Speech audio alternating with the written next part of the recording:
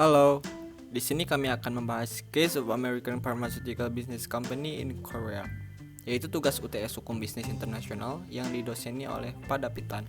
Oke, sebelum kita membahas kasusnya, kami akan perkenalan terlebih dahulu.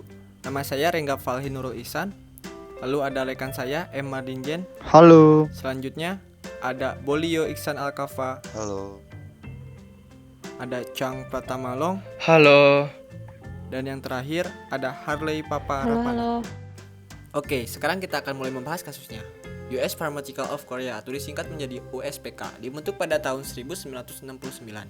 Salah satu pabrik kimianya berlokasi tepat di luar Seoul. Meskipun demikian, perusahaan tersebut mendistribusikan produksinya di seluruh Korea Selatan. 40% dari total penjualnya dihasilkan di ibu kota itu. Pemerintah tidak membatasi perusahaan untuk menjual kepada siapapun dengan syarat memiliki surat izin bisnis dari nomor pajak. Dari 400 pedagang besar di negara tersebut, 130 diantaranya adalah pelanggan USPK, yang merupakan 46% dari total penjualan perusahaan. Perusahaan juga menjual secara langsung kepada 2.100 dari 10.000 pengecer di negara tersebut. Hal ini merupakan 45% dari total penjualan. Sisanya, penjualannya yaitu 9% dilakukan langsung kepada pemakai akhir yang membeli dalam jumlah besar seperti rumah sakit dan klinik. Dan selanjutnya akan dibahas oleh rekan saya. Saya Bolio Iksan Alkafa 1841240. Saya akan membahas tentang Tom Sloan, yaitu manajer penjualan USPK. Percaya bahwa strategi ini tidaklah mustahil karena begitu banyaknya para pengecer kecil dan juga risiko dalam peminjaman kredit juga kecil. Penjual kepada pedagang besar memberikan masalah yaitu satu, memberi potongan harga yang lebih besar daripada para pengecer, penagihan piutang yang cepat namun menunda pembayaran, dan yang ketiga adalah penjualan dengan harga yang rendah kepada para pengecer dikarenakan bersaing dengan merek ternama. Sedangkan permasalahan dan yang dihadapi dengan penjualan kepada rumah sakit atau klinik yang itu seringnya meminta hadiah atau istilahnya bonus. Untuk selanjutnya ada pemilihan strategi promosi.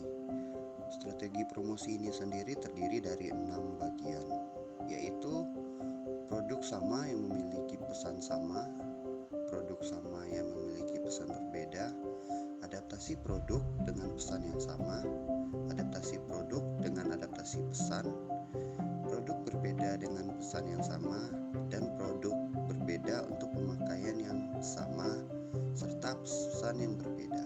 Halo, nama saya Harley Papa Rapana, NPM saya 1741061. Pada saat ini saya akan menjelaskan tentang pemilihan strategi promosi. Sebelumnya saya akan menjelaskan apa itu promosi. Promosi adalah seluruh bentuk komunikasi antara suatu perusahaan dengan pabriknya atau dengan konsumennya. Nah, di sini ada beberapa pemilihan strategi promosi. Di antaranya yaitu yang pertama ada produk sama, pesan sama. Ini dimaksudkan ketika para pemasar menemukan bahwa pasar-pasar sasaran hanya sedikit bervariasi dalam hal penggunaan produk dan sikap konsumen, mereka dapat menawarkan produk yang sama dengan menggunakan daya tarik promosi yang sama di semua pasar. Yang kedua ada produk sama, pesan berbeda. Produk yang sama dapat memuaskan kebutuhan yang berbeda atau digunakan secara berbeda di tempat lain. Yang ketiga ada adaptasi produk dan pesan sama. Yang dimasukkan di dalam poin ketiga ini adalah produk memiliki fungsi sama, tetapi harus disesuaikan lagi dengan kondisi yang berbeda. Pesan yang sama dapat digunakan dengan produk yang telah diubah. Yang keempat adalah adaptasi produk dan adaptasi pesan. Pada poin keempat ini adalah baik produk maupun pesan promosi baru dimodifikasi untuk pasar-pasar di luar negeri. Poin yang kelima yaitu produk berbeda dan pesan yang sama.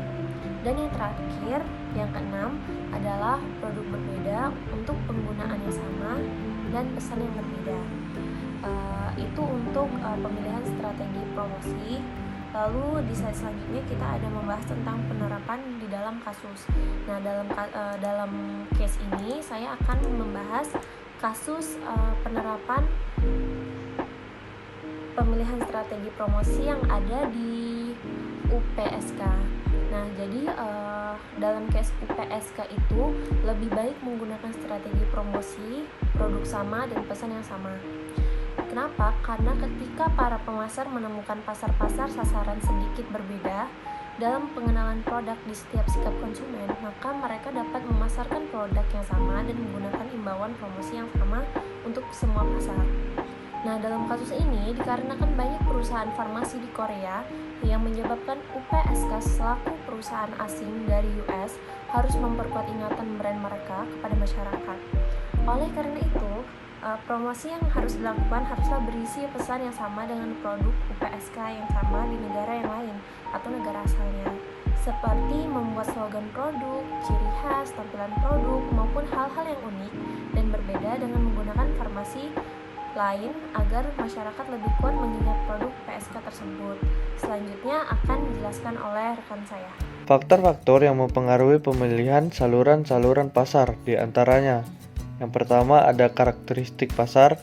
Di Korea Selatan terdapat 400 pedagang besar, di mana 130 diantaranya adalah pelanggan USPK.